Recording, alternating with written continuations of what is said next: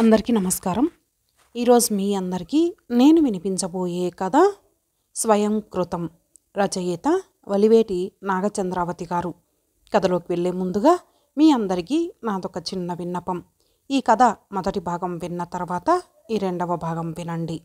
ఇక కథలోకి వెళితే, ఇక ఇంట్లో నీళ్ల చుక్క అంటూ లేకపోయిన క్షణాన శ్రీదేవి ఓపిక హరాయించుకుపోతున్న సమయాన వరాలమ్మ దయతలచి బయటకొచ్చి, పోనీలే అమ్మాయి, ఒక్క బిందె పట్టుకోనివ్వు అంటుంది ఉదారంగా, ఏదో ఉపకారం చేస్తున్నదానిలా. కుళాయి యుద్ధం ముగిశాక బాత్రూం దగ్గర సమరం మొదలు. శ్రీదేవికి ప్రొద్దునే స్నానం చేసి పూజ చేసుకోవటం అలవాటు. ఈ పనులు ఉదయం 7 గంటల లోపల తెముల్చుకొని కాఫీ తాగేయాలి, లేకుంటే తలనొప్పి వచ్చేస్తుంది. అదో శాపమామెకు. అదెలా కనిపెడుతుందో కానీ సరిగ్గా శ్రీదేవి స్నానానికి వచ్చే వేళకు ఒక్క 5 నిమిషాలు ముందుగా తాను స్నానానికి సిద్ధమైపోతుంది భాగ్యం.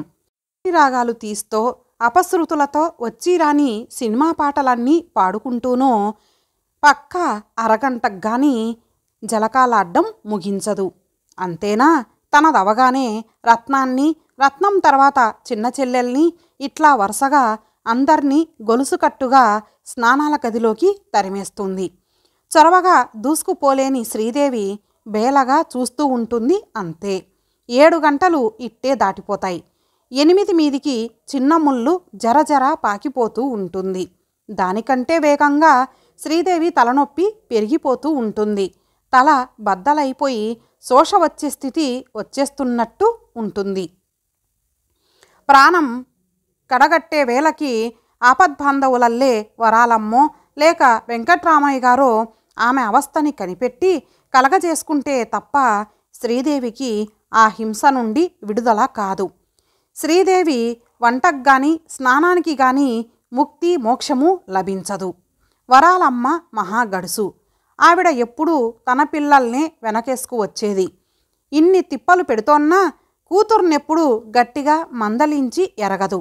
చూసి చూడనట్టు ప్రవర్తించేది.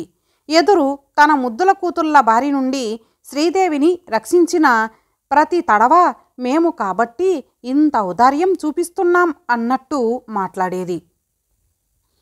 అసలు శ్రీదేవి ఇంటి ముందున్న పూదోటని తమ సొంతం చేసుకున్న చతురత, నీళ్లకు కూడా వంతులేసిన చాకచక్యము తన అతి తెలివితేటలతో కూతుర్లకు నేర్పిపెట్టింది ఆవిడే. ఆ పిల్లల ఆకతాయితనం హద్దు మీరటానికి కారణం కూడా తల్లి వత్తాసు చూసుకొనే. సూత్రధారి తనైనా ఆ విషయం బయటపడనిచ్చేది కాదు తెలివిగా. వెనగ్గా తన పిల్లల చేష్టలని ఎగసనదోస్తూ ముందుకొచ్చి శ్రీదేవిని ఆదుకొని పెద్ద మనిషిలా నటించేది. అదేమి తరహానో మరి. ఎంతకీ మేధకురాలైన శ్రీదేవిని తన చేతి కింద నొక్కి ఉంచాలనే తాపత్రయం తప్ప అటువంటి పెంపకంలో పెరిగిన పిల్లలు తమ భావి జీవితంలో అదే మూర్ఖత్వం మూలంగా ఎన్ని ఇక్కట్ల పాలయ్యేది, తమ చుట్టూ ఉన్న వారి జీవితాన్ని కూడా ఎంత నరకం చేసేది బహుశా ఊహించి ఉండదావిడ. ఇంత హైరానా పడుతోన్నా భర్తతో చెప్పుకోవాలన్న యోచనే కలగలేదు శ్రీదేవికి. చిన్న చిన్న విషయాలు ఆడవాళ్లే సరిపెట్టుకోవాలి కానీ దండి చేసి మగవాళ్ల దాకా తీసుకెళ్లటం అసహ్యమైన పని అని ఆమె ఉద్దేశం. కానీ శ్రీదేవి చెప్పకుండానే రవికి కూడా భాగ్యం చేస్తున్న కొంటె చేష్టలు చూచాయగా లీలగా అవగతమవుతూనే ఉన్నాయి. కానీ అంతగా పట్టించుకునేవాడు కాదు. ఆ వ్యవహారం ఆ స్థితిని దాటి అతని ఎదుటే నిలిచింది. అది ఎలాగునంటే, ఊరికే కూర్చునే కంటే ఓ వ్యాపకమంటూ ఉంటే మంచిదేనని కూతురితో రాజీకొచ్చి భాగ్యాన్ని కాలేజీలో చేర్పించాడు వెంకట్రామయ్య. దానితో ఇహ ఆ పిల్లకు పట్టపగ్గాలు లేకుండా పోయాయి. అసలే సింగారం ఎక్కువ. ఇప్పుడది వెర్రితలలు కూడా వేస్తుంది. నుదుట రింగుల్లా పడేలా జుట్టు కత్తిరించి వేజలైన్తో అతికిస్తోంది. చెంపల దగ్గర ఒక పాయ వెంట్రుకల్ని గాలికి వదిలేస్తుంది. ఐబ్రో పెన్సిల్తో డ్రాయింగ్ గీసినట్టు కంటి రెప్పల్ని నల్లగా చేస్తుంది. అతి జాగ్రత్తగా బుగ్గలకి రోజ్ పౌడరు, పెదవులకి లిప్స్టిక్కు అద్దుతుంది. టైట్గా బొడ్డు కిందికి చీర కడుతుంది. వెనక ముందు బాగా మెడదిగిపోయిన చేతుల్లేని బ్రాసియన్ జాకెట్ తొడుగుతుంది. గుండెల ఎత్తు కనపడేలా ఒంటిపొర పవిట వేస్తుంది. ఆ పవిటైనా మూరెడుండి భుజం చివర నుండి ఏ క్షణాన్నైనా జారిపోతానంటూ ఉంటుంది. గంటల తరబడి చేసుకునే ఈ మేకప్ అంతా కాలేజీ చదువుకేనట పాపం. ఆమె ఎన్ని పోకిళ్ళు పోయినా ఎవరికీ అభ్యంతరం లేదు. కానీ ఆ ఆకారంతో మొక్కల్ని పరీక్ష చేసే నెపం మీద, చెట్లకి నీళ్లు పోసే మిష మీద, వరండాలో పేపరు చదువుకునే రవి ముందు నుంచి చిన్ని చిన్ని అడుగులు వేస్తూ వయ్యారాలు గుమ్మరిస్తూ 10 సార్లు తిరిగేది. చల్లగాలిలో తీయని కబుర్లు చెప్పుకుందామనే అభిలాషతో సాయంత్రం పూట డాబా మీదికి చేరిన శ్రీదేవికి రవికి ఆ ఒంటరితనం మిగలనీయకుండా అదే అదనులో పుస్తకం ఒకటి హస్తభూషణంగా తీసుకొని పైకి చేరుకునేది. పెరట్లో స్నానానికో మరో పని మీదో రవి రావటాన్ని చూసిందంటే సరి, తను ఏదో పనున్నట్టు పెరట్లోనే తచ్చాడేది. ఆ డర్టీ నీళ్ళు ఇంకా కాగనేలేదా అమ్మా, కాలేజీకి టైం అయిపోతోందో అంటూనో, కూంబు ఒకసారి ఇటిచ్చి వెళ్ళవే రత్న, కాలేజీకి వేలైపోతోంది అనో, 9 గంటలైపోయింది ఇంకా వంట అవనేలేదా అమ్మా, నేను కాలేజీకి వెళ్ళాలని తెలీదా అని అరుస్తూనో హంగామా చేస్తుండేది. ఆ పదప్రయోగాలు ఎంత వికృతంగా ఉన్నాయో ఆ అమ్మాయికైతే తెలియలేదు. కానీ వింటున్న రవికి అవి వెగటుగా ఉండేవి. ఈవిడ కాలేజీ చదువు వెలగబెడుతుందని చాటుకునేటందుకు సంపూర్ణంగా ఏ భాషకీ చెందని ఈ పేడి ముక్కలు నిదర్శనాలు కాబోలు అనుకొని ముసిముసిగా నవ్వుకునేవాడు. అతని చిరునవ్వులని అపార్థం చేసుకున్న శ్రీదేవికిక ఆగ్రహం అదుపులో ఉండననేది. ఎన్నైనా ఓర్చుకున్నది. కానీ ఈ దురాగతాన్ని మాత్రం సహించలేకపోయింది శ్రీదేవి. ఎంతైనా ఆడహృదయం కదా, తన నాదుడికి ఎరచూపి వల విసిరే మరొకతే నీడనైనా భరించగలదా? రవిలో భాగ్యం ఆగడాలు తొలి నుండి తుది వరకు వర్ణించి చెప్పి ఈ ఇంట్లో నుంచి మారిపోదామండి అని గునిసింది శ్రీదేవి. రవి తేలిగ్గా నవ్వాడు. ఓస్, ఈ మాత్రం దానికి బంగారమంటి ఇల్లు వదులుకొని పారిపోవటమా, ఇంపాసిబుల్ అన్నాడు. మరైతే ఆ అమ్మాయి నన్ను ముప్పు తిప్పలు పెడుతుంటే ఎన్నాళ్ళు పడి ఉండమంటారు, ఉక్రోషంగా అన్నది శ్రీదేవి. రోషంతో ముక్కుపుటాలు పెద్దవై ఎర్రగా కందిపోయిన భార్య మొహం రవికి నవ్వు తెప్పించింది. కానీ అప్పుడు నవ్వితే ఎంత ప్రమాదమో తెలుసునతనికి. బలవంతాన పెదవులు బిగించి రాబోయే నవ్వు ఆపుకున్నాడు రవి. అది కాదు శ్రీ, ఆ అమ్మాయికి నిన్ను కవ్వించే వీలు మనమే అందనివ్వకుండా ఉంటే సరి. తనని రెచ్చగొట్టే వాళ్ళెవరూ లేకపోతే కొన్నాళ్ళు చూసి ఆ అమ్మాయి అంతటా ఆ అమ్మాయే బుద్ధి తెచ్చుకొని నీ జోలికి రావటం మానుకుంటుంది. అలాంటి వారికి సరైన మందు అదే అనునయంగా నచ్చజెప్పబోయాడు రవి. అదెలాగూ? నీళ్లు పట్టుకోవటం మానేయమంటారా, స్నానం చేయడం మానేయమంటారా?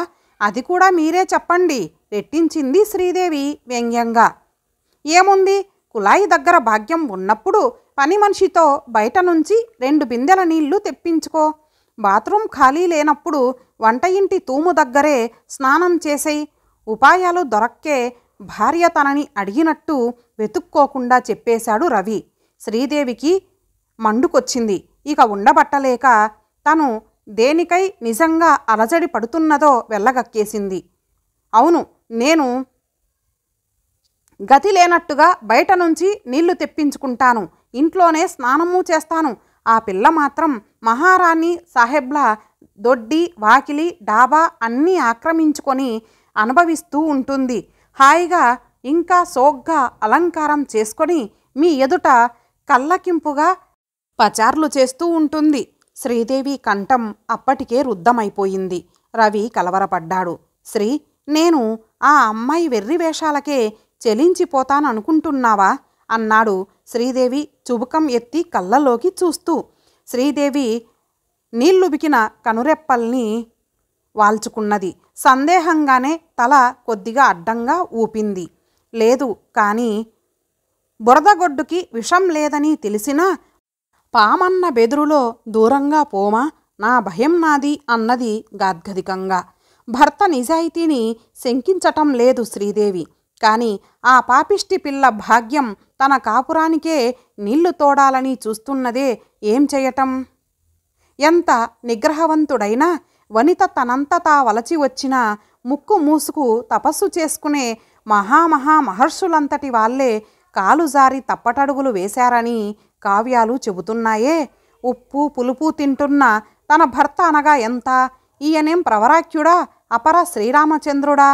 శ్రీదేవి సంశయాన్ని మబ్బుగమ్మినట్టున్న ఆమె మొహంలోనే చదువుకున్నాడు రవి. జాలిగా నిట్టూర్చి, నా నైతిక విలువల మీద నీకింత అవిశ్వాసం ఉన్నదని ఇప్పుడే తెలుసుకున్నాను శ్రీ. మనస్సు దృఢంగా ఉండాలే కాని ఇంతకు మించిన వన్నెల విసనకరాల్ని ఇంటా బయట చాలామందినే చూశాను నేను. సరే, ఈ వాద వివాదాలు మనకెందుకు, మరో ఇల్లు త్వరలోనే చూసుకుందాంలే అన్నాడు గంభీరంగా. కంగారు పడింది శ్రీదేవి. కుశంకలకు లోనైన తన మనస్సును అతడు పసిగట్టాడు. అబ్బే, మీ మీద నాకు నమ్మకం లేక కాదు అంటూ గబగబా ఏదో సర్దుకోబోయింది. రవి ఆమె ఆందోళన అర్థం చేసుకున్నాడు. నిన్నగాక మొన్న తన జీవితంలో అడుగుపెట్టిన ఆమెకు తన గుణాన్ని అంచనా వెయ్యగల వ్యవధి ఏది? ఈ ఊహతో శ్రీదేవి పట్ల అతనికి ఆర్ద్రత కలిగింది. ఆమెనిక మాట్లాడనివ్వలేదు రవి. దగ్గరగా హత్తుకొని ప్రేమగా తల నిమిరాడు. పిచ్చి శ్రీ, ఎన్ని రంగులేస్తే మాత్రం కాకి చిలుకవుతుందా, గోరింక దాని జతకడుతుందా? ఈ ముచ్చి బంగారాలన్నీ నా స్వర్ణ ప్రతిమ, నా శ్రీ కాలిగోటికి సాటి రానివని నాకు తెలియదా అంటూ బుజ్జగించాడు. ముందు ముందు ఎలాగైనా మారని ఆ ఘడియలో మాత్రం శ్రీదేవి మనసులో ఉన్న అనుమానాలన్నీ పటాపంచలైపోయాయి. మనిషిలోని క్రూరత్వాన్ని, దానవతను పెంపొందింపచేసే ఏ లక్షణాన్నైనా సరే అసహ్యించుకోకూడదు. దానికి బదులు ఆ వ్యక్తి అంత నీచత్వానికి ఎందుకు ఒడిగడుతోందోనని సానుభూతిగా ఆలోచించాలి. సాధ్యమైతే దాని నివారణోపాయాలు వెతకాలి. ఇది రవి యొక్క సిద్ధాంతం. భాగ్యం ప్రవర్తనను గూర్చి రవి నిశితంగా ఆలోచించాడు. భాగ్యం శ్రీదేవి ఎడల చూపిస్తోన్న అక్కస్కు కారణం ఈర్ష్య. ఆ విషయం బట్టబయలుగా తెలిసిపోతూనే ఉన్నది. ఇక వివాహితుడనని తెలిసి తనపై బరిసించే శృంగార వీక్షణాలకేమిటర్థం? ఏవో వల్లమాలిన బాధ్యతలు నెత్తిన పడితే తప్ప తన వరుని గూర్చి పసిడి కలలు కనే కన్య వయసులో ఉన్నది భాగ్యం. కాకపోతే ఆ స్వప్నాల బరువు సగటు బరువు కంటే మరింత అధికంగా ఉన్నదంతే. అది చెయ్యరాని అపరాధపు జాబితాలోది కాకపోవచ్చు. కానీ అందని చందమామని ఆశించినప్పుడు అది అందని పక్షంలో ఆ ద్రాక్షలు పుల్లనలెమ్మని ఓదార్చుకోగలిగే స్థైర్యం ఉండాలి. ఆ నిబ్బరం ఆ అమ్మాయిలో ఉన్నదా అని. అప్పుడే తనని ఆకర్షించాలని చూడ్డం వంటి తప్పటడుగులు వేస్తుందే. మున్ముందు ఆమె ఏ దారుణాలకి దారితీస్తుందో. ఈ గోల నాకేలా అని వేరే ఇల్లు చూసుకోవటమా? లేదు, భాగ్యం కలలు తీరటంలో సాయం చేసి ఆమెను ఆ చెడు మార్గాన్నుంచి మరల్చి ఒక మంచి పని చేయటంలో గల నిండైన అనుభూతిని అందుకోవటమా? రవి తర్జనభర్జన పడ్డాడు. మొదటిది సులభమే అయినా వెంకట్రామయ్య గారితో సాన్నిహిత్యం పెరిగే కొద్దీ ఆయన మంచితనాన్ని, కుటుంబపు చికాకుల్లో ఆయన పడే అవస్థ అర్థమై రెండవదానికే ప్రయత్నించి చూడాలని నిశ్చయించుకున్నాడు రవి. అలా చేయడం వల్ల భాగ్యం ఏదో ఒకనాడు గతంలో తనెంత ఆకతాయితనంగా ప్రవర్తించేదో తలచుకొని తప్పకుండా పశ్చాత్తాపపడుతుందని అభిప్రాయపడ్డాడతను. చంద్రశేఖరం రవి ఆప్తమిత్రుల్లో ఒకడు. ఇద్దరూ ఒకేసారి డిగ్రీలు తీసుకున్న కాలం మాత్రం అతన్ని మధ్యనే కటాక్షించింది. బొంబాయిలో ఓ కంపెనీలో ఉన్నతోద్యోగి అయినాడిప్పుడు.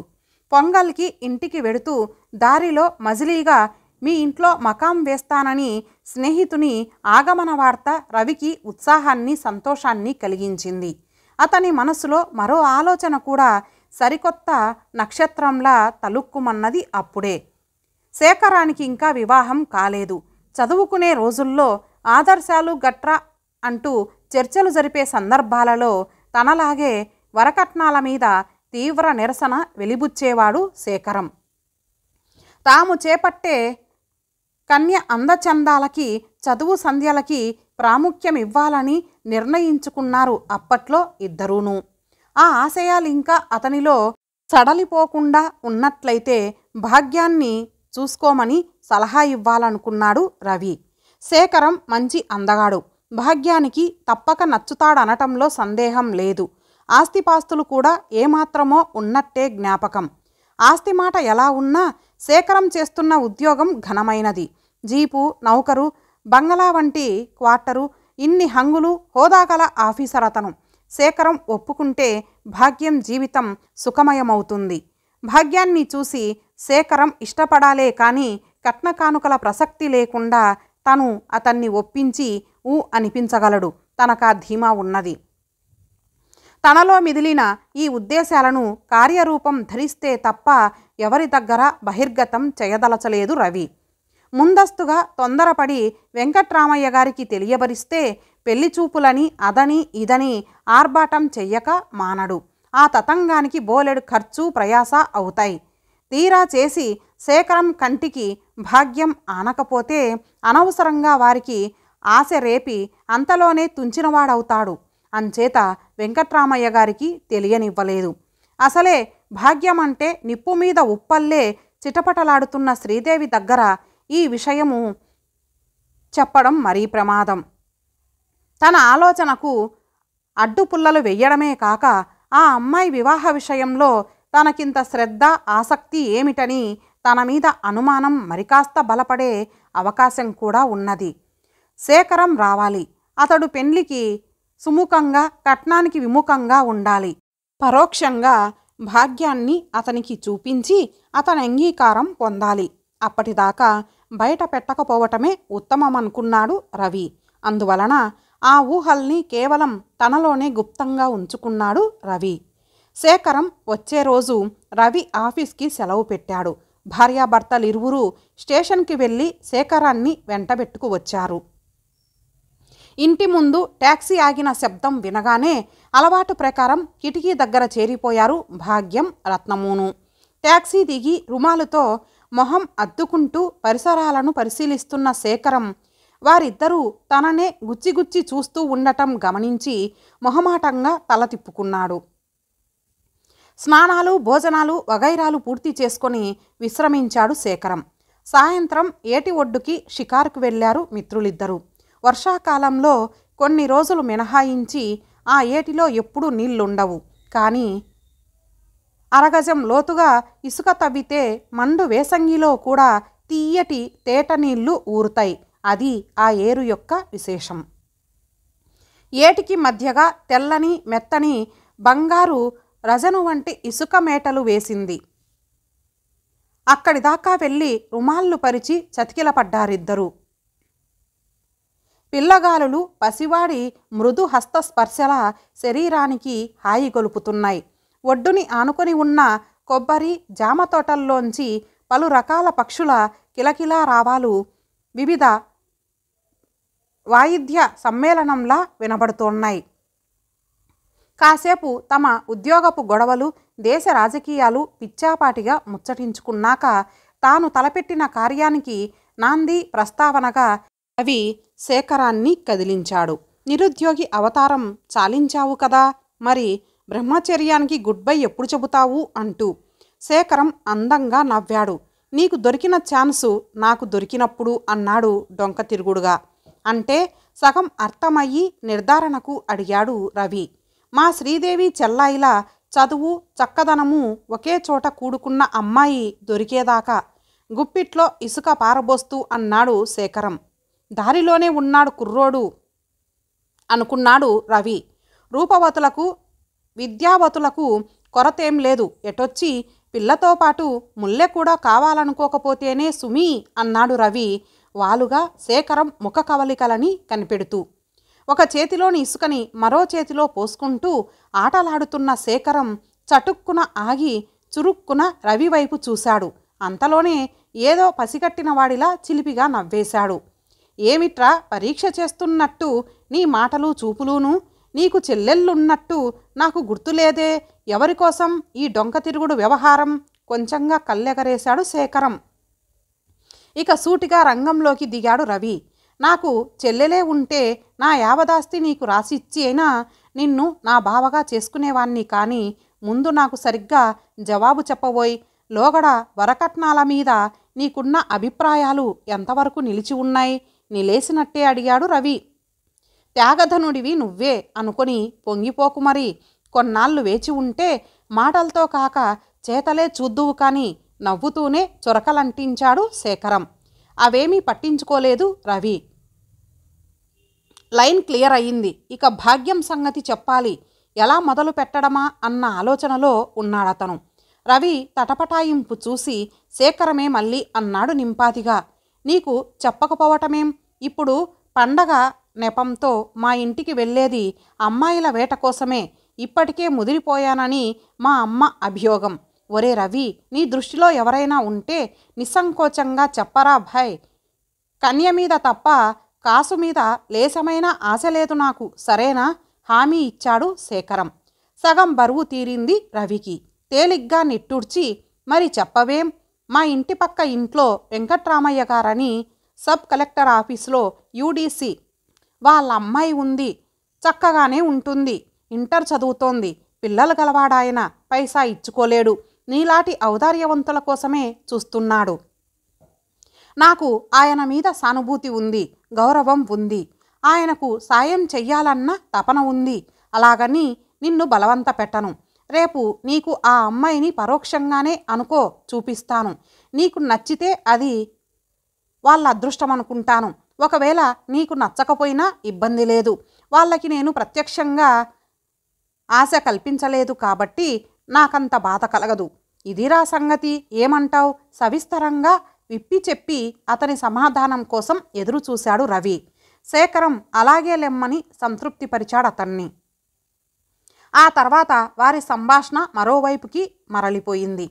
మరునాడు క్రమం తప్పకుండా పువ్వులు కోసుకుపోవడానికొచ్చిన భాగ్యాన్ని, శ్రీదేవిని ఏమార్చి శేఖరానికి చూపించాడు రవి. ఇంతటితో ఈ భాగం సమాప్తం. మరలా మరొక భాగంతో కలుద్దాం. అంతవరకు సెలవు. నమస్తే.